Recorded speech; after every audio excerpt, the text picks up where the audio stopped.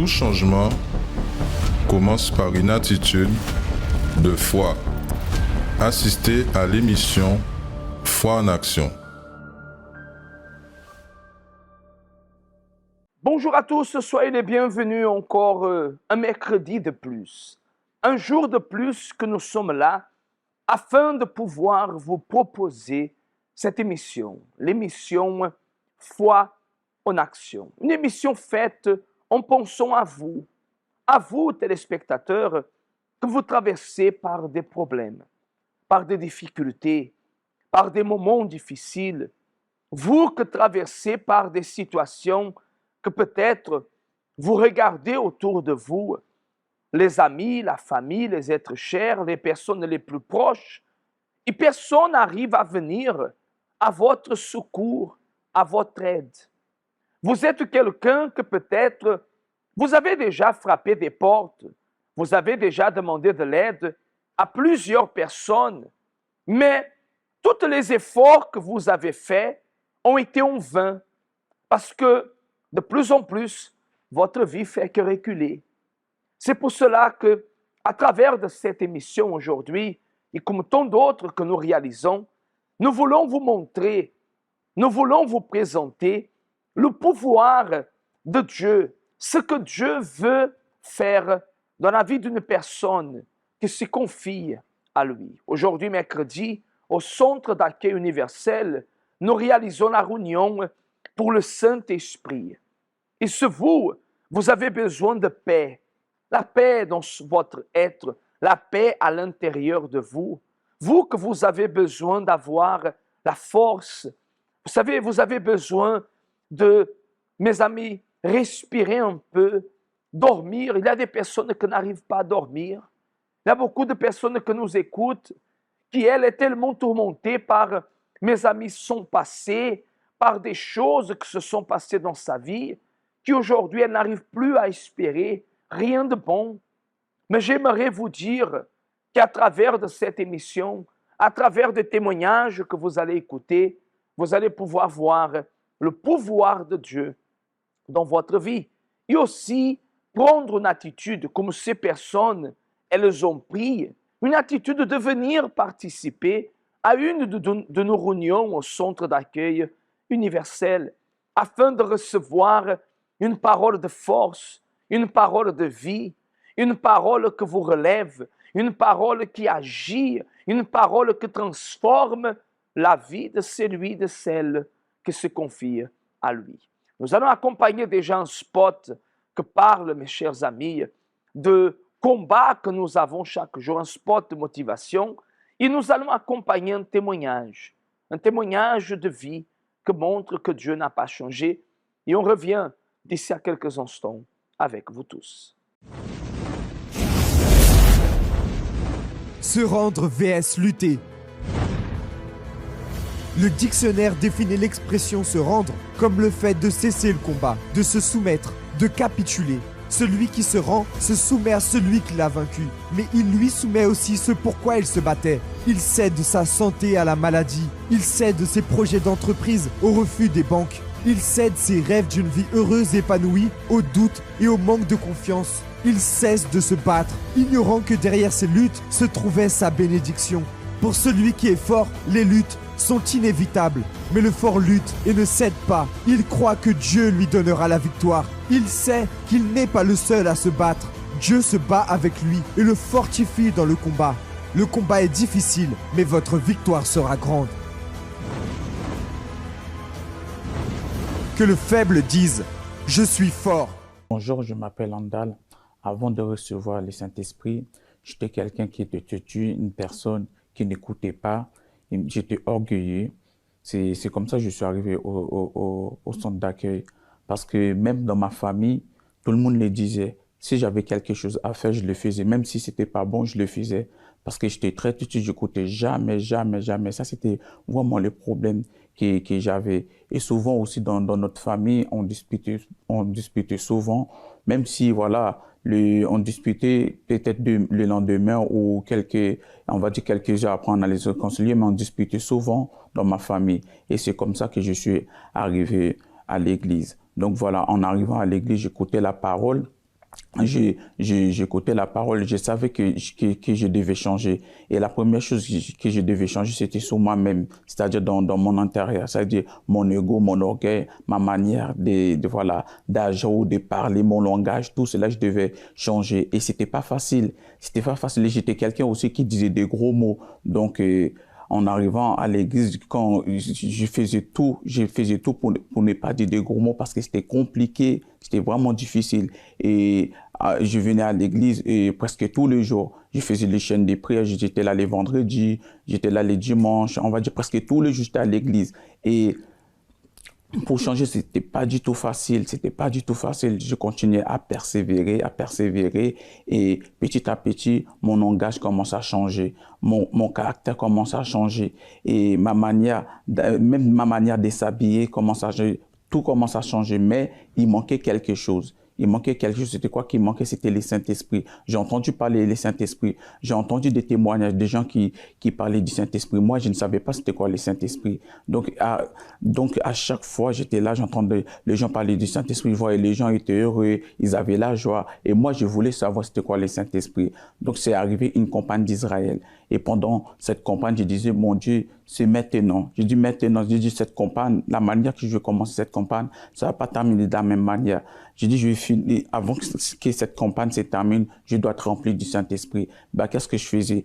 Tous les jours, je lisais la Bible, je méditais, je me réveillais la nuit pour prier, parler à Dieu. Ce que je disais à Dieu, qu'est-ce que je dois changer en moi? Qu'est-ce que je dois faire? Viens m'aider à briser mon ego, à briser mon orgueil. À chaque fois, en tout cas tous les jours, c'est ça que je demandais à Dieu parce que je savais que c'est ça que je devais changer. C'est ça, c'était plus mon langage, mon comportement, mon ego. Et comme j'étais quelqu'un qui n'écoutait pas, c'est ça, tous les jours je demandais à Dieu. Et tous les jours, Dieu me montrait, même, et je faisais tout. Quand je dis je faisais tout, vraiment, je me donnais tout le soir dans la nuit, je me réveillais, je cherchais le Saint-Esprit, je méditais. Un jour, j'étais dans mon lit et tout, je m'appelle et j'arrivais pas à dormir, pas parce que, non, j'étais déjà, pas parce que j'arrivais pas à dormir. Après, j'étais là, je me dis, qu'est-ce que je dois faire et tout. Une pensée est venue dans ma tête, va chercher le Saint-Esprit. C'est comme si Dieu me disait, va chercher le Saint-Esprit. Moi, j'ai résisté. Après, j'ai dit non, bon, je m'élève, je cherche le Saint-Esprit. À ce moment-là, je m'appelle très bien, c'était vers 5 heures du matin. Vers 5 heures du matin, et j'étais là, j'étais en train de chercher, j'ai parlé à Dieu, je me suis donné totalement. Et c'est là que j'ai reçu le Saint-Esprit. Quand j'ai reçu le Saint-Esprit, j'étais tellement content. Je ne sais pas comment expliquer, mais j'avais la joie. J'étais là à la maison. Toute ma famille me demandait, qu'est-ce que tu en d'aller tout? J'ai dit, ouais, j'ai reçu le Saint-Esprit. J'étais en train de chanter. J'avais la joie, j'avais la paix. En fait, on ne peut pas expliquer. Là, c'est inexplicable. C'est inexplicable. J'étais tellement content. J'étais là à chanter. Mes frères étaient là. Je suis parti voir mes frères. Je dis, j'ai reçu le Saint-Esprit et tout. J'étais en train de crier dans la maison et tout. J'étais content. Donc, voilà comment j'ai reçu le Saint-Esprit. Et j'ai participé aussi dans des jeûnes de Daniel. Et les jeûnes de Daniel m'apportent encore plus parce que recevoir le Saint-Esprit, mais recevoir le Saint-Esprit, c'est une chose, c'est bien de recevoir, mais on veut toujours plus. On veut toujours plus. C'est pour ça, chaque jeûne de Daniel, je m'investis, je me donne encore, je demande à Dieu encore sur quoi je dois changer parce qu'on a toujours besoin de changer. On a toujours besoin de changer. Et c'est ça, les jeûnes de Daniel, ça m'apporte toujours me connecter avec Dieu, me connecter de tout, de me connecter de tout, mais de me concentrer vraiment sur ma vie spirituelle, de demander à Dieu qu'est-ce que je dois faire, ce que je dois changer. Parce que comme je dis encore une fois de plus, on aura toujours besoin de changer. Donc voilà ce que les jeûnes de Daniel apportaient dans ma vie et ça m'apporte toujours, chaque jeûne de Daniel, ça apporte toujours quelque chose de plus. La parole de Dieu nous garantit que pour Dieu, rien n'est impossible. D'ailleurs, Dieu a dit, ce qu'aux hommes est impossible, à Dieu, tout est possible. Alors, quel est le problème que vous affrontez? Quelle est la difficulté que vous êtes en train de faire face? Quel est le problème que vous êtes en train, mes amis, de vivre, soit dans la famille, avec le mari, avec les enfants, avec les êtres chers, un problème financier, votre vie financière n'avance pas. Vous êtes une personne que vous cherchez du travail, vous n'arrivez pas à trouver. Vous êtes une personne que vous cherchez, mes amis, à vous en sortir financièrement, Ça paraît que vous êtes sur le sable mouvant. Vous tombez, vous tombez, vous tombez. Vous n'arrivez pas, pour plus des efforts que vous fassiez, vous n'arrivez pas à vous en sortir. Vous êtes une personne que peut-être vous vous trouvez abattu. Vous êtes dépressif. Vous pensez au suicide. Vous êtes une personne que vous avez subi des attouchements. Vous avez subi des choses que peut-être vous n'avez jamais parlé à personne. Et voulons ou pas, cela est en train de détruire votre pensée. Vous n'arrivez pas à réfléchir.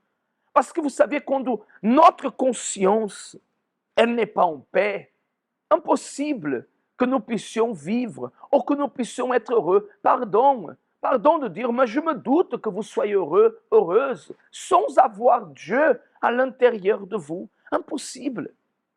Pardon de dire comme ça, mais je suis en train de vous montrer qu'il y a un seul moyen pour que la situation dans laquelle vous vivez puisse changer. Et ce moyen, c'est que vous venez, mes amis, chercher ce Dieu. Pas chercher une religion, mais chercher ce Dieu véritable, le Dieu unique, le seul et unique Dieu. Nous voyons que dans le passé, il y avait beaucoup d'autres dieux. Il y avait beaucoup d'autres traditions. Mais il a eu à un moment donné que Élie même, un exemple, il a dit, nous verrons qui est Dieu. Le Dieu qui répondra par le feu, c'est celui-là qui sera Dieu. Alors peut-être vous êtes quelqu'un que vous allez dans une église, que vous dites prier, que vous dites croire en Jésus, que vous dites croire en Dieu, vous dites croire dans la parole de Dieu. Mais le problème, c'est que quand vous regardez votre vie n'est pas d'un enfant de Dieu. La vie que vous vivez n'est pas la vie de quelqu'un qui dit croire en Dieu. Et au contraire, alors c'est là où une révolte se déclenche. Et c'est pour cette raison que j'aimerais vous inviter à venir aujourd'hui. Nous allons vous laisser le spot avec les adresses de nos centres d'accueil universel. Mais aujourd'hui, au centre d'accueil universel, ici à Baïf, au 151, on passe Louis Blériot, mes amis, derrière le Super U. Nous serons là à 10h, à 15h et à 19h. Et nous avons invité les personnes à pouvoir apporter un parfum, le meilleur parfum que vous avez, car nous allons faire usage de ce parfum et vous allez voir comment on venons participer de cette réunion. OK? Alors, on va accompagner ce spot que par des adresses de nos centres d'accueil universel. Et on revient pour pouvoir nous préparer pour la prière de la foi. Préparer un verre d'eau, préparer une bouteille d'eau. Nous allons revenir d'ici à quelques instants afin de pouvoir unir notre foi et déterminer le miracle dans votre vie. Connaissez-vous nos centres d'accueil universels ici dans les Dômes?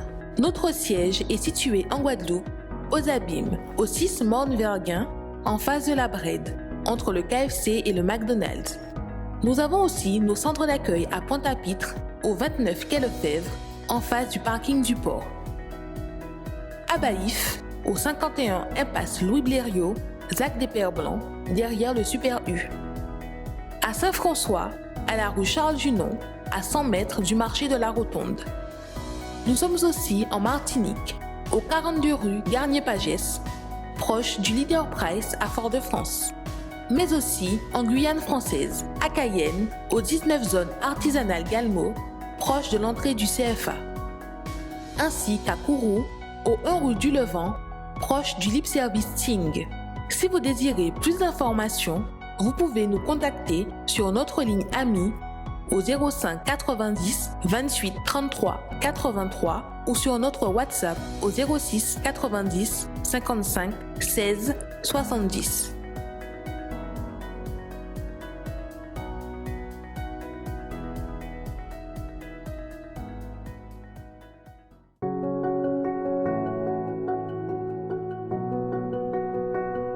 Bonjour à tous. Aujourd'hui, samedi 8 octobre, nous sommes ici présents au Centre d'accueil universel de Pointe-à-Pitre et le CAU et l'ABC se sont réunis une fois de plus afin de venir en aide aux familles sinistrées par la tempête Fiona. Comme vous voyez derrière moi, il y a des cartons avec des denrées alimentaires, des biens de première nécessité, des packs d'eau afin de pouvoir apporter aux familles de Cap-Esther et aussi de Sainte-Marie. Les bénévoles sont déjà prêts et nous nous allons partir d'ici quelques instants à la rencontre de ces personnes qui ont malheureusement parfois tout perdu lors de cette tempête.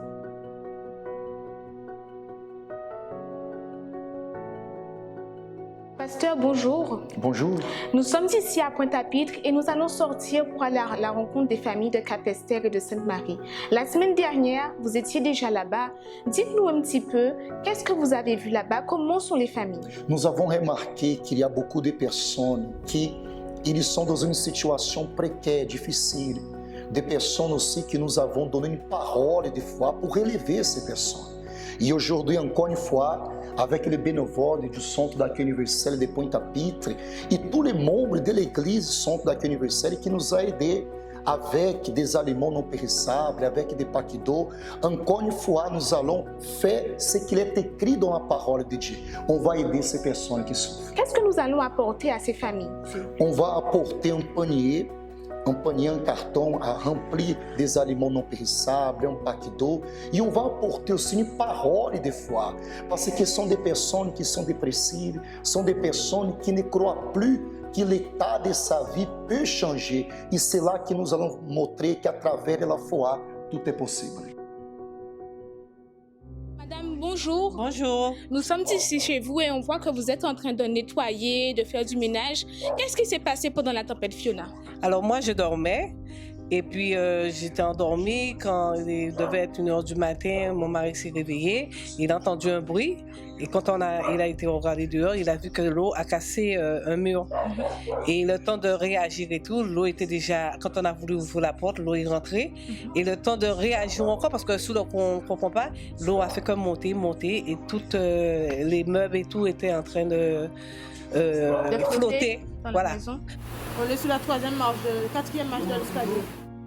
On a tout perdu, voilà, toutes les meubles, toutes les électroménagers et tout.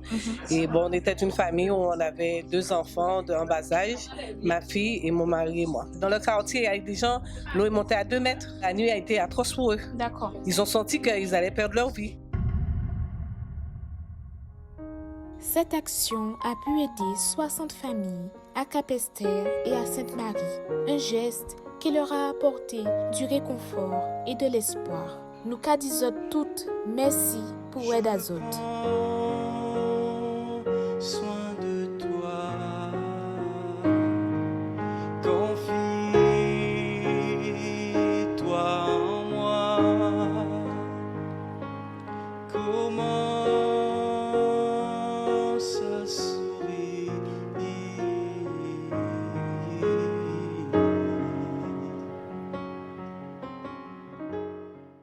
C'est à vous maintenant de prendre une décision. C'est à vous maintenant de prendre une attitude, de venir et participer à une de nos réunions. Aujourd'hui, mercredi, les horaires, c'est 10h, 15h et 19h, mais nous avons vendredi, le jour de la purification spirituelle. D'ailleurs, on va accompagner un spot qui parle de vendredi, du travail que nous réalisons tous les vendredis en faveur de la purification, parce que là où il y a une souffrance, il y a un mal spirituel. Ça, vous pouvez être sûr et certain. Et le Seigneur Jésus est venu pour pouvoir libérer, apporter la liberté à ceux qui le cherchent. Alors, accompagnez ce spot, le spot de prière, et nous revenons tout de suite après pour pouvoir unir notre foi avec ce verre d'eau, cette bouteille d'eau, et clamer à Dieu en votre faveur. Un vêtement qui a disparu.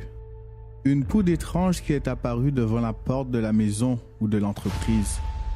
Une poupée remplie d'aiguilles avec un nom inscrit à l'intérieur. Une de vos photos, trouvée dans le cimetière. Ce sont des rituels réalisés pour détruire les personnes dans plusieurs domaines de leur vie. Beaucoup ont remarqué qu'après avoir trouvé quelque chose de mystérieux ou après la disparition d'un objet personnel, des choses étranges ont commencé à arriver et leur vie a commencé à s'écrouler. Si vous vous identifiez à cette situation, venez vendredi afin de détruire tous les rituels dans la prière de la délivrance.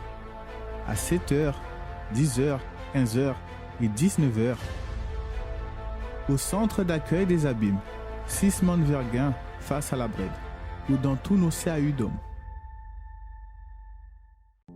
Parler avec Bondier, c'est ça nous toutes besoin. C'est lui qui a nous force pour nous arriver à affronter toute difficulté qui cavine contre nous. Pareil en de l'eau, c'est moment à la prière. Seigneur notre Dieu et Seigneur notre Père, au nom du Seigneur Jésus, ici, mon Père, mon Seigneur, d'ici je clame et j'invoque en faveur de tous ceux et celles qui ce matin nous accompagnent.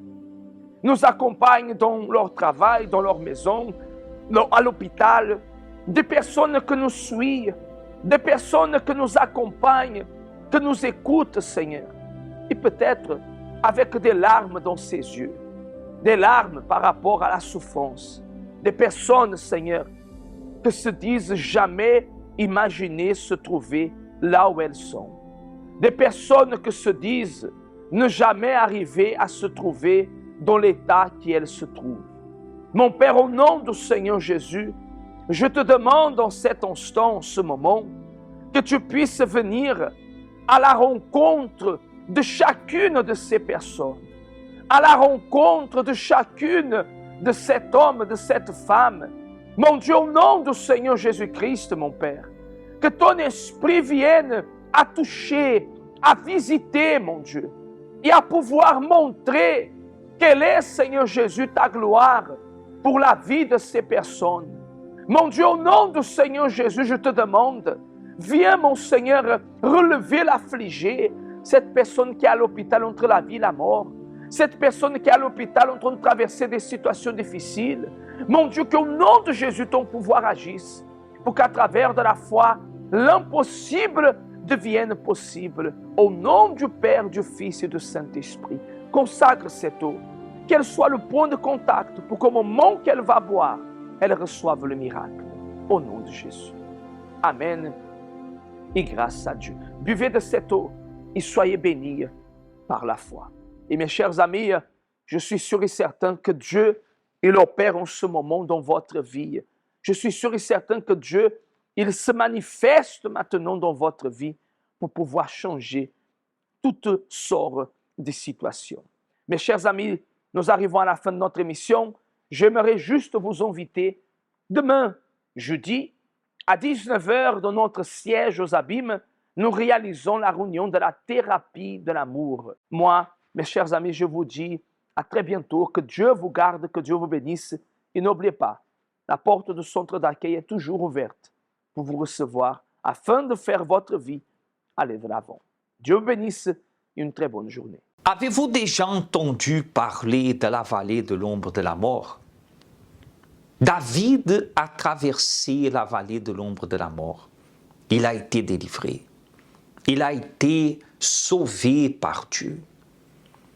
Et c'est ça que nous sommes ici pour vous parler. À vous que vous êtes en train de traverser la vallée de l'ombre de la mort, peut-être pas physiquement, mais dans votre famille est toujours divisée. Vous êtes quelqu'un que la vallée de l'ombre de la mort, c'est carrément un problème spirituel.